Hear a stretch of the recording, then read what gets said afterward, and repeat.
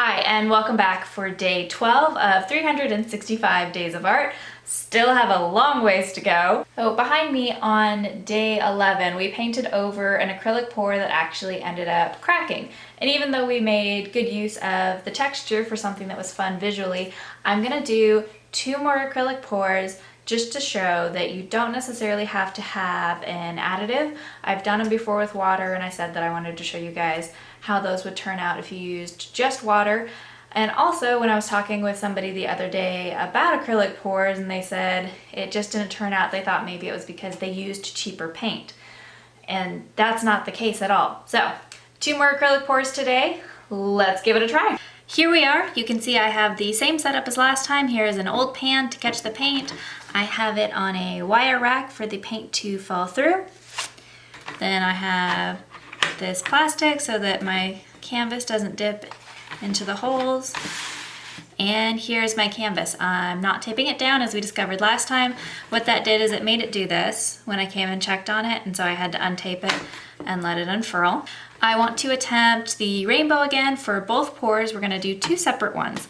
I'm doing one the way that I originally did the other rainbow pour, where I'm just going to pour the colors directly on here and create a pattern. From what I understand, that's a really good way to do acrylic pour if you're going for a specific pattern per se. The other way to do it is, I believe, called the dirty cup pour, and that's where I'm gonna show you. I'll do it on camera because you want to do it quickly and then get it on the canvas quickly, but we'll actually pour all the colors into a single cup and then turn that cup over onto our canvas, pull it away and let it fall out and create kind of its own whatever. So let's get started. I'm gonna do my colors in reverse from the last time, hoping that I can actually get my red to stay more on the canvas. Now this is just acrylic paint and water. That's all that is in this, and I've never had an issue with this cracking or doing anything too bad.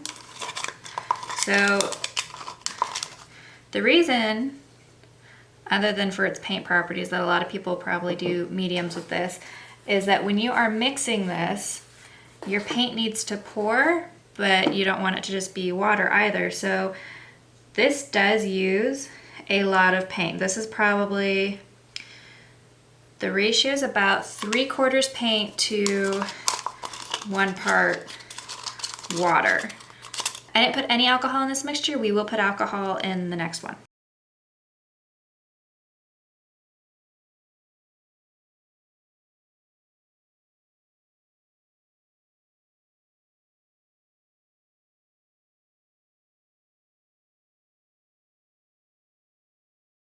I'm going to set this aside, mix up another batch of rainbow colors, and we're going to attempt a dirty cup pour.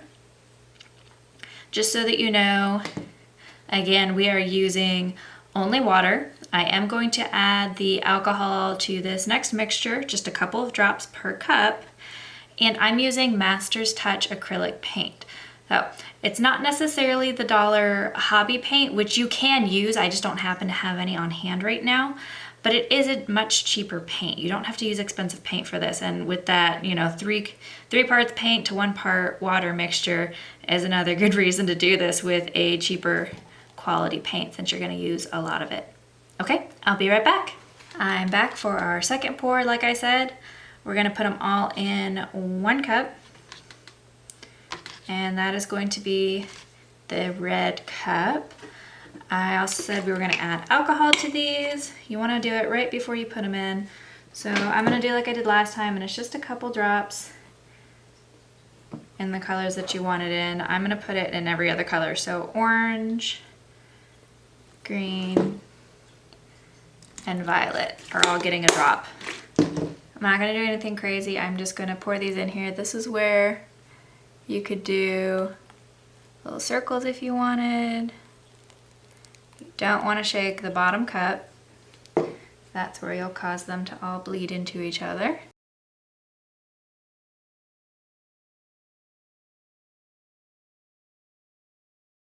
Now that they are all in this cup, there's one of two ways you can do this. You can either pick up, especially if you're doing it on a stretch canvas, put it on top of the cup and flip it over, or you can attempt to just flip it. I personally have never had much luck with that, so that's part of why we got it on the plastic. I am just going to put it in the center, and you want to do this quickly. Flip. Ooh, see, we're already running out. I'm gonna let it all settle for a minute. You can see where it's already starting to come out, and it may have mixed a little bit because we've got darker colors going on. That's okay, that doesn't mean it's not gonna do some cool things.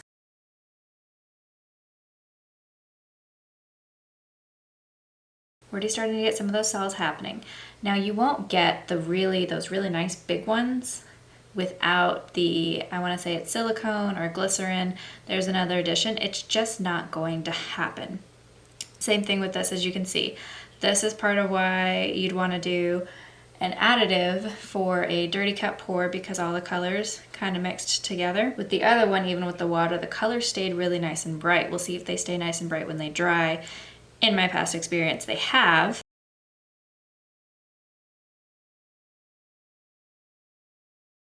With this completely covered, I'm happy with this. I'm gonna let it keep running off.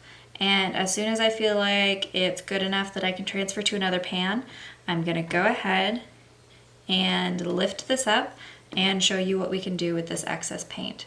While our other two projects are drying, I'm gonna go ahead and show you what I was talking about before, where you can just press things into the paint. We can do this one of two ways. We can do it just by pressing our actual canvas or paper, whatever you wanna do this on, into the paint itself. Or you can use paper to press it and press into it. I'm just gonna go ahead and take my canvas and press it into part of the side over here. This is going to be messy. You are going to get paint on your hands. Because I'm going to throw away the paper that I use for this just because it becomes a mess, I like to kind of recycle, and I just keep the newspapers that they keep delivering. Take that, I'm just pressing it into my paint like I did,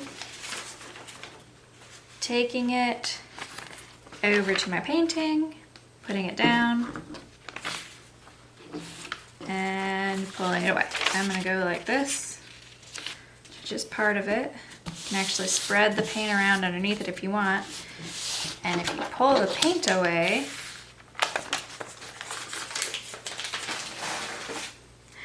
this is a process, is the best way I can say that. You have to decide what you want it to look like.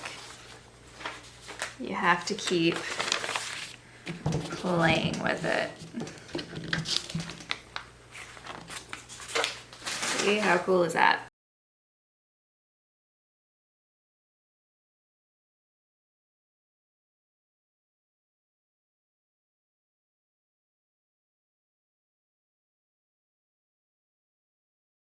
Here we go. I'm trying to hold this in a way, and I adjusted my lights to hopefully let you guys see more of the interesting shapes and textures that are happening just from doing that. And the nice thing is that you decide when you want to stop. You can also see now why my table is so messy because I like to do this.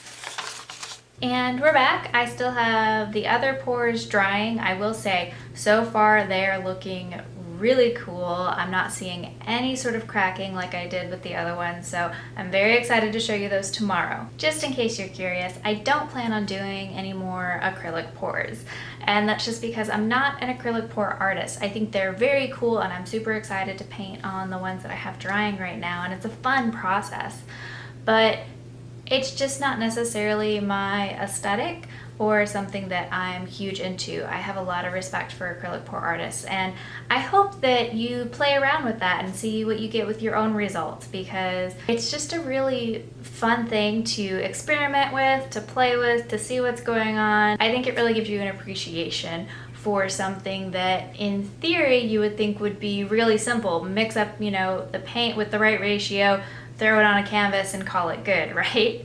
I've seen a lot of really hurtful comments from some people on acrylic pour videos that don't think that it takes any sort of talent, but it does. There's the way that you mix it, the way that you put it on the canvas, as you saw with what I did. It may or may not turn out. That's the other thing. You have to pick the right colors. You have to know a little bit about how the colors will interact with each other. You have to know how to get those really big cells in the paint if that's the effect that you're going for. So anyway, after we paint on top of those two, unless there's a overpour of comments that really want me to try a certain technique or something like that, I don't really plan on doing another acrylic pour video. We're just gonna use them and move on to some other things. Very excited about this. I want to continue to practice, so I actually looked up a video that I will be following on how to paint more realistic clouds in acrylic. Like I said, I really want to be able to do some nice clouds because I just think they're so beautiful in painting. I did preview the video. It looked really good. Hopefully I can follow along with it. It is titled How to Paint Clouds in Acrylic, Instructional Painting Lesson by J.M. Lysandra. So you can find that on YouTube if you want to give it a shot. Let's see what I can do. He's painting normal clouds. I'm gonna try to, rather than a blue tinge, follow the maroon that I've got going on in the background and give my clouds more of a red tint to them. Let's give it a shot.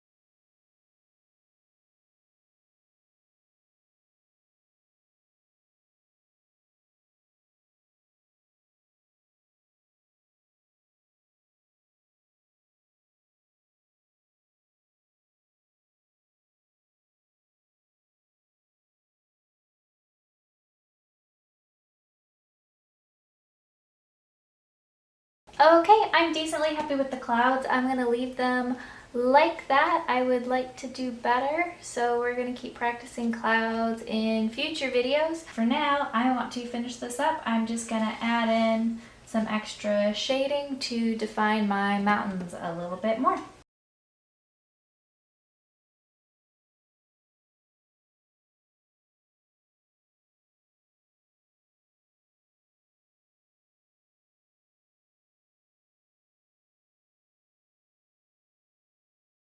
Alright, I just improv'd some mountains at the bottom here, throwback to Bob Ross and using the palette knife to create those really cool, awesome effects that look like fun details but are really just easy. So I'm gonna call this one good for today. Thank you as always for joining me today. I'm actually decently happy with how this turned out. I can see some improvement. I can't wait to practice more and hopefully get even better so I can have some really beautiful pieces. Can't wait to show you guys the acrylic pour tomorrow. Super excited about it. We'll figure out something fun to do on those too. As always, if you're doing something artsy, let's chat about it in the comments. Otherwise, I'll see you tomorrow. Bye!